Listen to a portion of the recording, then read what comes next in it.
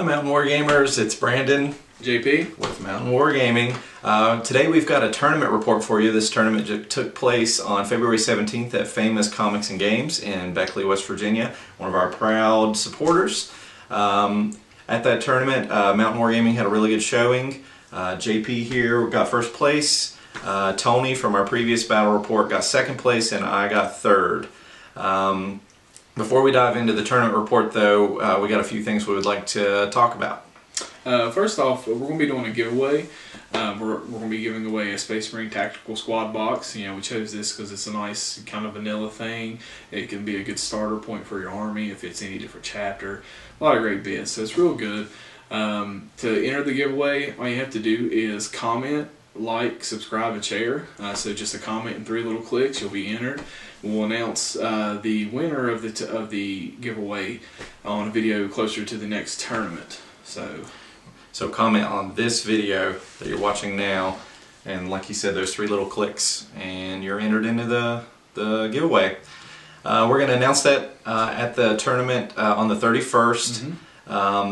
That will also be at Fama's Comics and Games in Beckley, West Virginia. It's going to be a 2,000 point tournament. Last time we had 11, 12 people. We're hoping to get more people to the tournament this time.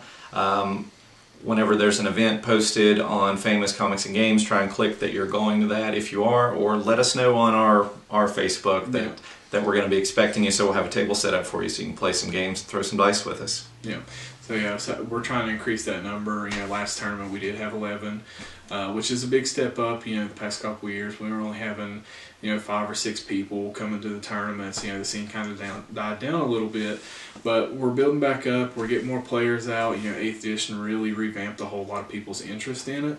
So it's just going to be good times, more tournaments. Just come on out and play with us. So. In addition to this giveaway, we're going to try and do more in the future with the courtesy of Fama's Comics and Games. We're also going to get some Mountain Wargaming t-shirts made.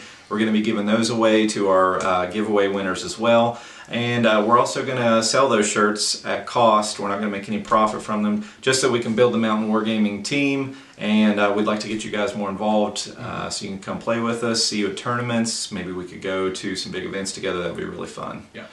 We're also going to be doing, starting up a Twitch channel for Mountain Wargaming. On this channel, we're going to be doing things like, playing a live game, trying to see, just so you can see how we do things while we're playing.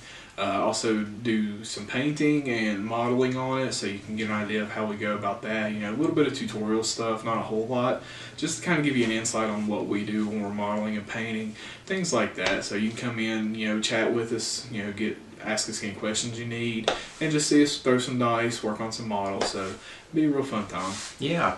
So before we dive into this tournament report, we're just going to give a few shout outs real quick to Dance with the Dead for their awesome shirts and even more their awesome music. We thank them for letting us use that. To the Evolving Eye for designing our really cool logo. Fama's Comics and Games for giving us the support of a local home base to play tournaments at and to give us some prize to give away for our viewers. We'd also like to thank Rhonda for getting us all of our camera equipment, and to Dave as a creative consultant. Sorry.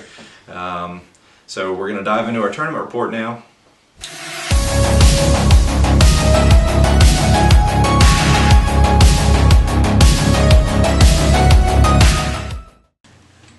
So this is the inside of Fama's Comics and Games. We've got 5 tables set up here. A lot of really great terrain pieces done by Doug, who helps out up at the shop up there. He set up some really cool tables with a lot of the GW terrain, and we were real fortunate to have such a cool place to play. He's also really good at painting this terrain. As you can see, this Imperial statue here just looks so great. Really makes the game a lot more enjoyable when you've got a really cool board. These are some of the models that JP used. Actually, this is JP's army. You can see his Devastator Centurions with their las cannon missile launchers, Girly Man in there. He's got some scouts, and then a lot of guard with mortars, and I guess that's his Loyal 32. Also, here's Tony, who got second place. He brought some destroyers. I think that was what's that called? The Doomsday Ark.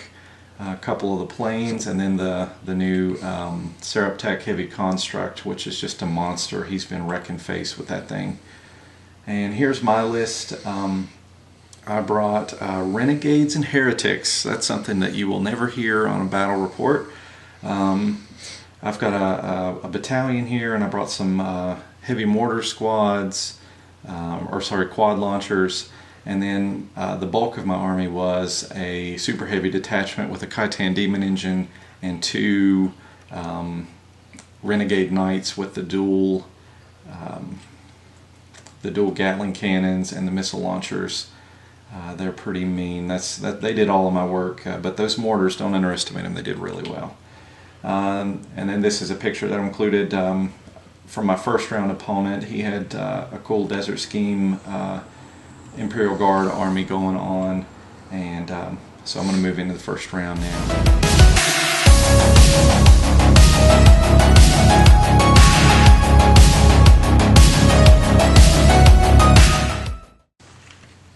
So in round 1, I was up against an Imperial Guard player. He had up there in the top left a Baneblade. He also had a Basilisk to its right and 3 Leman Russ tanks to its left.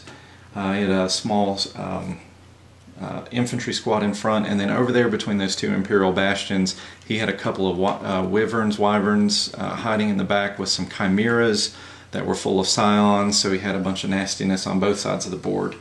I deployed my knights in the center because of their high movement. So I wanted to be able to react to anything that he did, and I put all of my Renegades in cover as best I could or out of line of sight. You can see my 3 mortars, heavy quad mortars, are down there on the bottom left. So what we did is, my first moves, the green arrow is my Renegade militia just moved up into cover to get a line of sight on his infantry. The blue line is my command squad with their las cannon. The red line, the Khitan Demon engine, shifted around. He wanted to threaten that Baneblade as quickly as possible. My white line is my first Imperial Knight, or Renegade Knight, that moved up to get kind of an overview of the field, and so did the yellow line Knight. He moved up as well.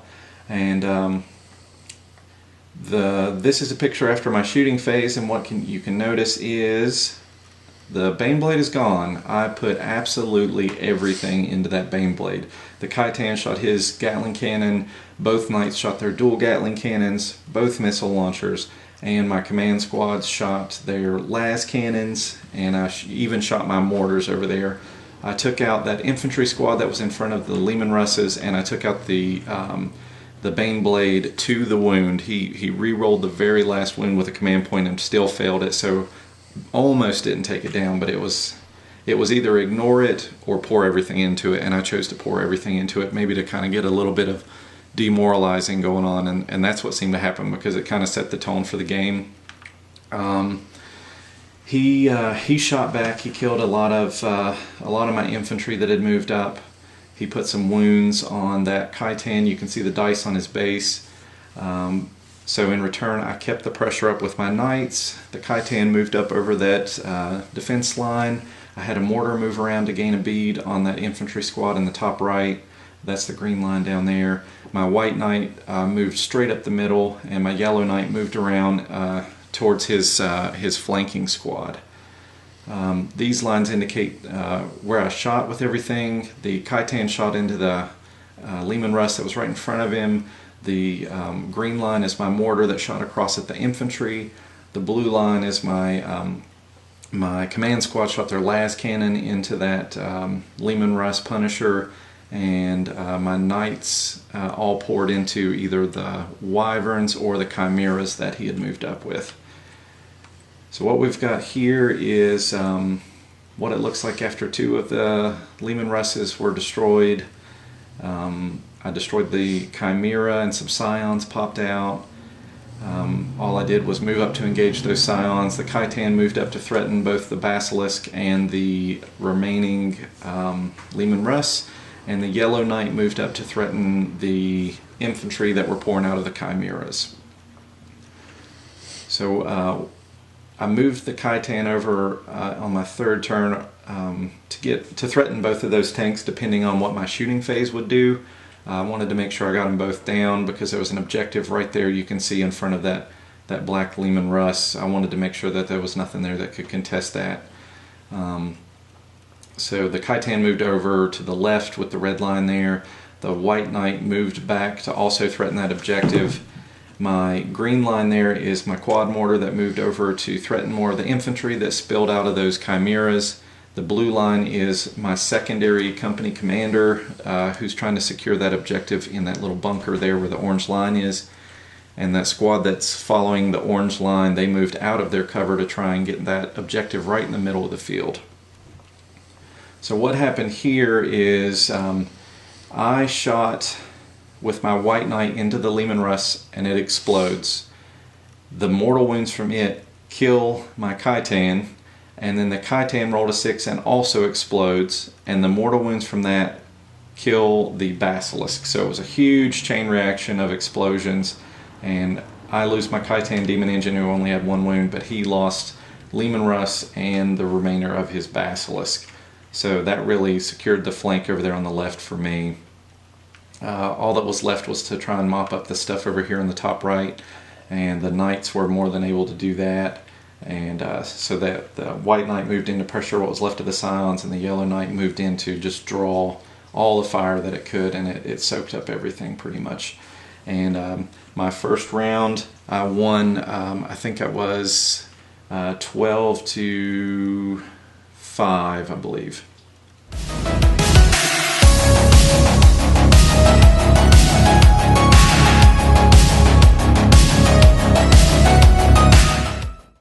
So for my first round, I ended up being paired against my opponent was playing Blood Angels, Grey Knights, and a Knight Castellan. We set up deployment. I kind of hid my Centurions back a little bit, and I ended up stealing initiative on him, which played a huge role in this game. So as you can see here, this is kind of how my first turn's movement went. I popped my Centurions out from behind cover, and pretty much my first turn was just focusing on destroying the castle, and so I did that, managed to destroy it on turn 1. So it was a huge swing from stealing initiative there. So his turn, he gated the Dread Knight across the board, did some shooting, killed mostly just infantry, nothing too significant. So nothing really happened on his turn. Going into turn 2, Centurion's turn towards the Dread Knight. They ended up destroying it, killed off a few of the tactical squads and a few intercessors. Other than that, nothing real too significant happened. His turn 2, though, he did bring in a unit of Death Company and a couple Smash Captains, Blood Angel Smash Captains with Thunderhammer Storm Shield. Unfortunately for him, they did fail their charge, so they didn't really get to do anything on their turn 2. So really just kind of put a damper on it. You could tell how this game was going with his luck. It was just really not faring well for him after I stole initiative.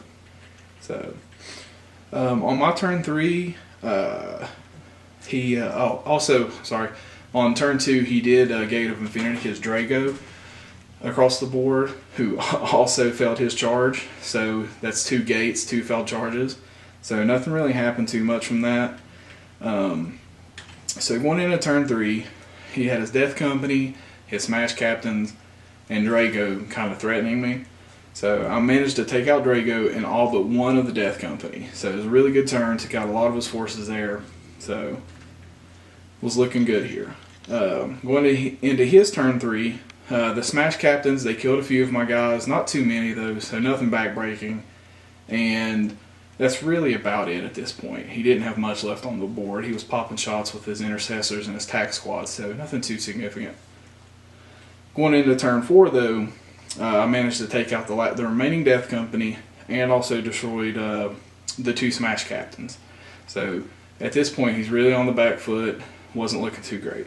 The only thing left of note at the end of this game, his Voltus teleported across the board. Now, due to an error on my part, if his Voltus would have made the charge and the game would have ended, I actually would have ended up losing this game. But once again, he failed another charge. I ended up killing Voltus and secured the game. So I ended up winning that one 14-3. So it was a good game all around. It was just real real bad breaks for my opponent, and that seizing initiative on turn 1 really just, kind of set the pace, set the tone for the game.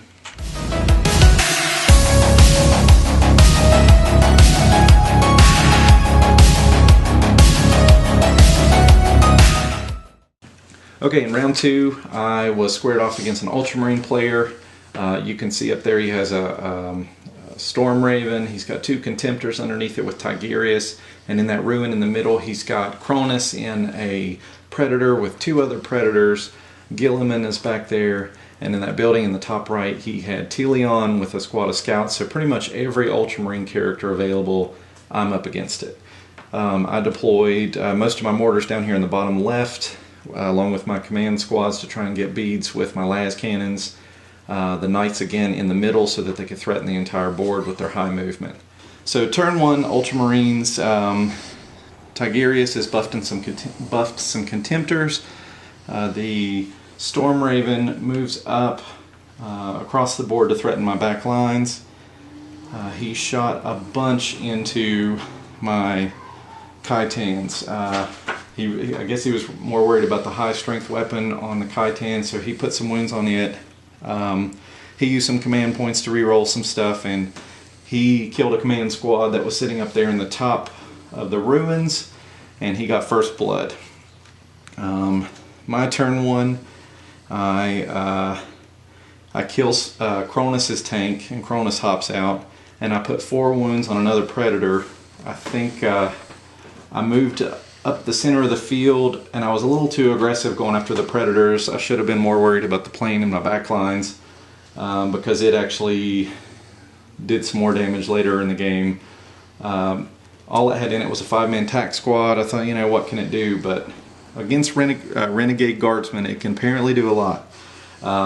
So I poured all my fire into everything in his back lines rather than that plane, and that turned out to be a mistake.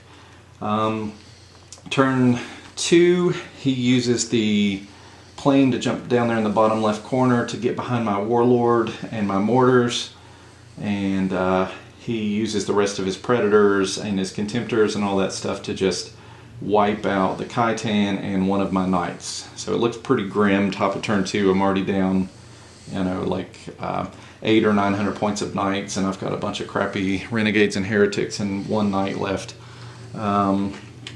But I stuck with it, and I killed a few things, mainly some Marines that were sitting over in the ruins over there. I was trying to limit his maneuverability on the field because we did have 6 objectives, so I was trying to just get him down to where he couldn't cover enough objectives. So what he did is he moves over in behind my other command squad. He's trying to get my las cannons off the board, and he also, the Marines jump out of the plane and they force my mortars out of the ruins. He gets Slay the Warlord at this point, because I have my Warlord tucked back there with those 3 mortars. He's starting to see my lines dwindle, so he starts to press forward with Gilliman, the 2 Contemptors, and Tigurius there in the middle. That's the yellow line, and this blue plane shuffles over, like I said, to the middle of my board.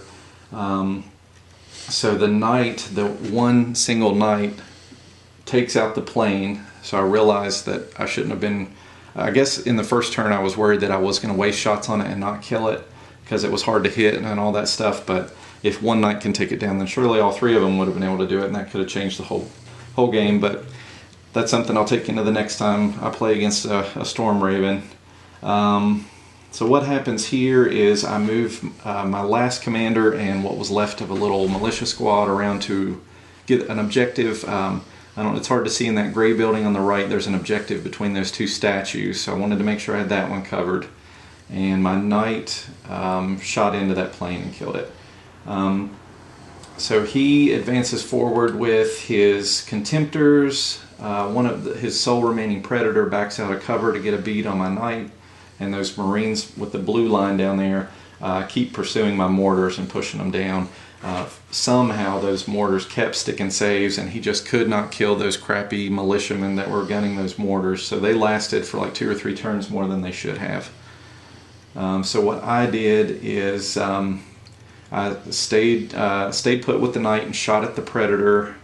Got it off the board so I wouldn't have that threat anymore.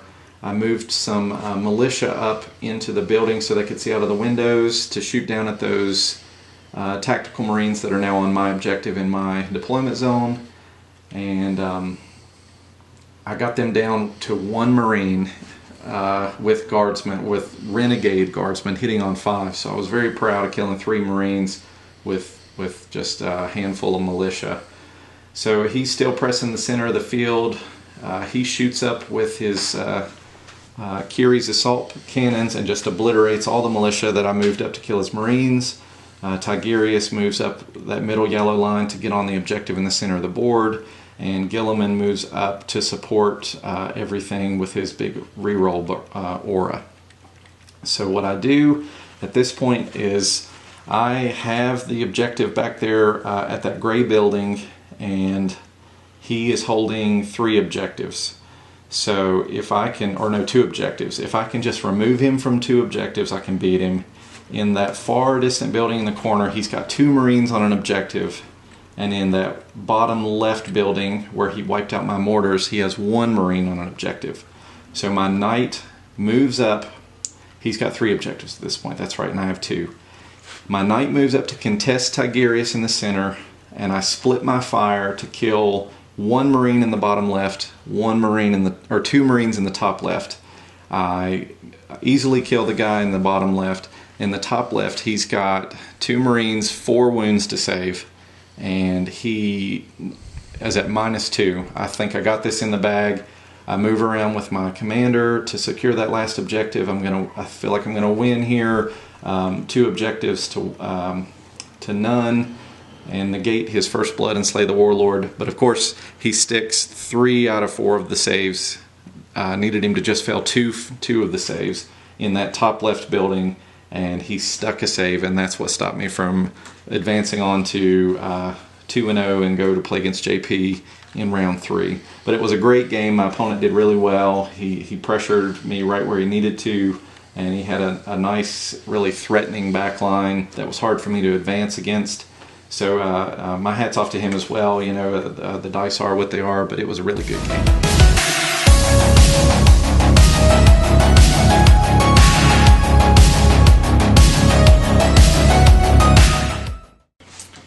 Alright, so round 2, I got paired against a Tau player.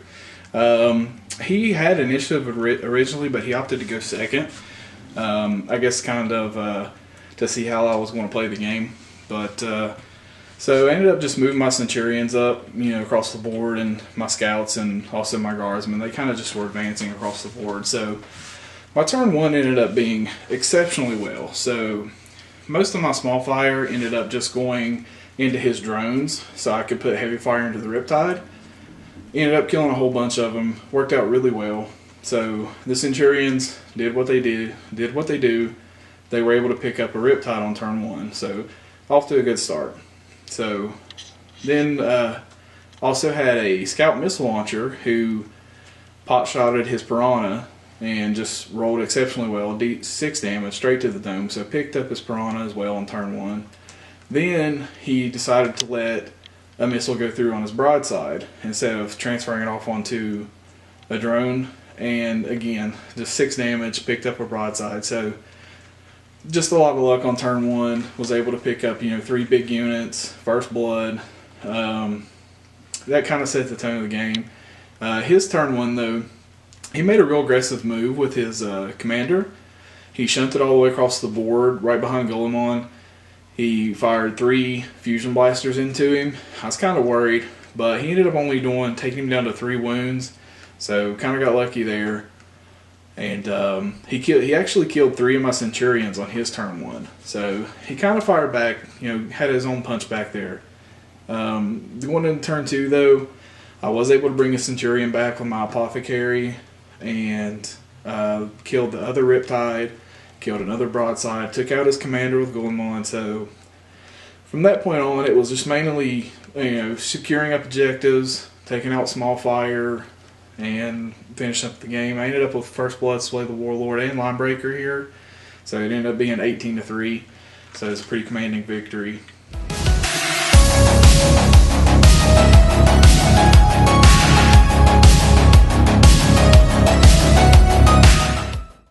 So in round 3, I'm 1-1 at this point. So what I'm playing for is third place, maybe second, depending on what happens with my other opponent's games or the other players' games.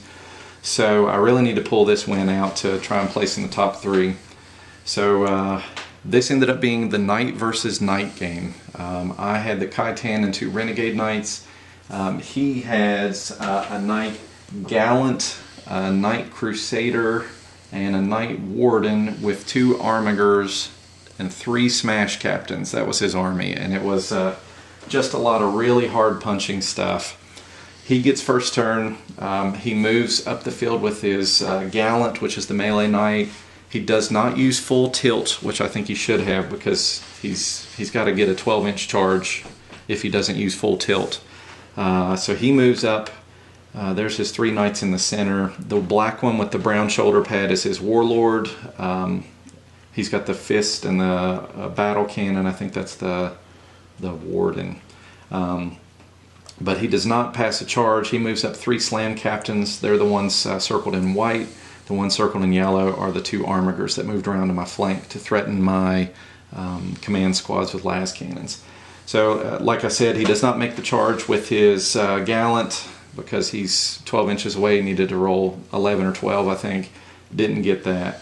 So I used that opportunity to bring my knights out. The Khitan moves over into the building to the left to threaten his warlord. My knight that I put on my left flank moves up to also threaten his warlord. Pretty much everything is gunned at his warlord. Since he's over 10 wounds, I can target him, not only get first blood, but maybe slay the warlord at the same time. So I shoot everything into him. All 3 mortars, those green lines, 2 las cannons for my command squads, which are the blue lines. My white knight, my yellow knight, and my Khitan all unload their Gatling cannons into him. And I get first blood and slay the warlord right out of the gate. What happens here in his movement for turn 2 is he starts to threaten my knights and my Khitan with his slam captains. He moves his Knight Warden over to the left to threaten my shooty knight, and he charges my Khitan with 2 slam captains. So I let him get through the first round of attacks, and then I interrupt combat to fight the second slam captain, and I kill it before it can strike. So I don't, that might have been decisive in saving the Khitan, because he probably would have went down to 2 slam captains and then using 3 command points to fight a second time. So effectively 3 slam captains coming at me. Down here on the bottom right, that white, the third white circle is the 3rd slam captain going at my yellow knight. And what happens here is he just kind of shuffles his Crusader away, and at that point we go into my turn 2. I pick up the slam captains. I move away from the Gallant. I start to move some infantry out of the ruins to start to kind of cover some objectives, and my yellow knight stomped all over a slam captain in his melee, and now he's moving up to threaten some armigers. So here's what we've got: 3 dead slam captains. That all happened on turn 2. He still has that Knight Gallant though that's threatening my wounded Khitan and my shooty knight, so I really have to try and focus that down. So my yellow knight forces his armigers, which are also yellow lined, out of their flanking position towards my Khitan, which is exactly what I was hoping would happen. And at that point it was just shoot and mop up kind of a scenario. I took out the one armiger with my knight and forced the other one to the middle of the field. He did get the Khitan down, but not before losing his Gallant. And really all he had left on the field was that one armiger that you see there in the center of the field. So I just used my time now on my remaining turns to move all of my militia and my knights around to gather all the objectives and to get line breaker. So I score max points on this. I have all objectives for 18 points, and I get first blood, line breaker, and slay the warlord. So I win 21-0. It was pretty brutal. Like, it could have went either way. If he'd have got that first charge off, it would have been a completely different game. But that's not the way it went down.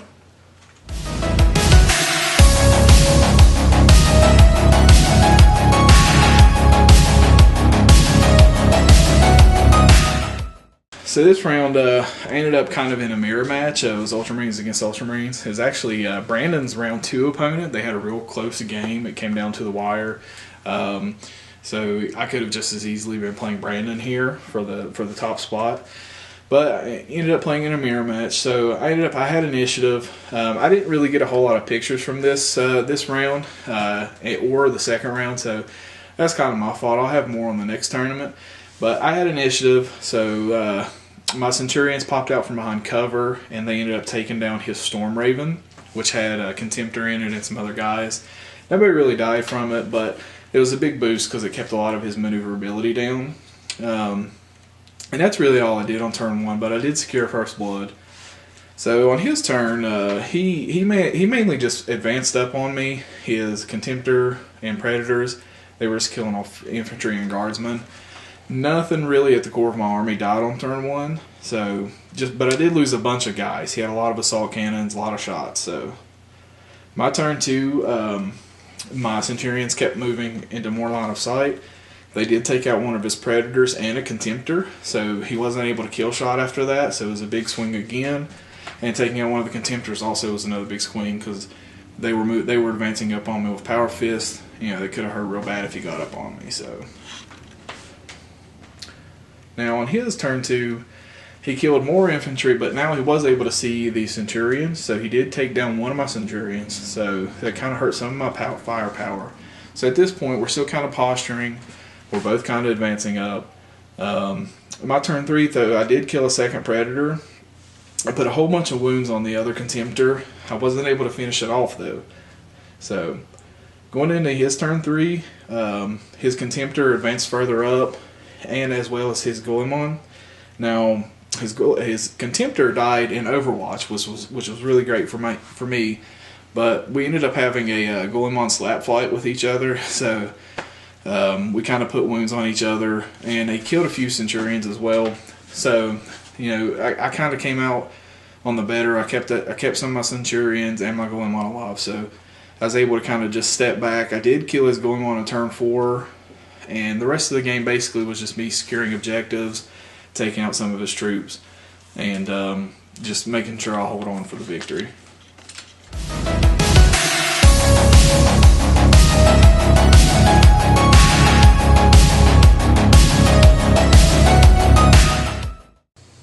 For my MVPs, I would probably have to choose the Khitan Demon Engine. He has less shots than a Renegade Knight, but he's also strength 8 instead of strength 6. So strength 8 shots at AP2 with 2 damage each. He can really chip away at some armor or really pick up some elite infantry. And then he is an absolute monster in melee with that axe. Against a knight, an unwounded Knight Warden, he dealt like 30 damage. I hit with all attacks with the Demon Forge stratagem and wounded with everything, of course, because I'm strength 20, and he's got no invuln in melee. It's AP4 just picked it up, 30 damage flat. He's a monster. I tell you though, the mortars, the Renegade and Heretics mortars, they're also available to Astra Militarum. Yeah, they're more expensive than running a 3-man mortar team, but you get 4d6 strength 5 shots that ignore line of sight.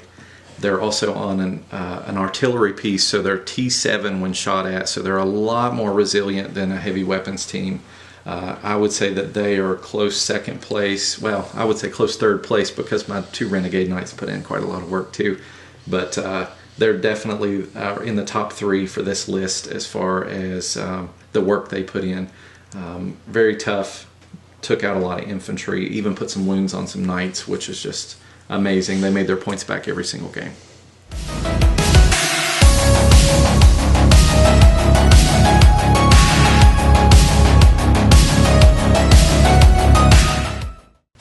So all in all, is a it was a real great tournament.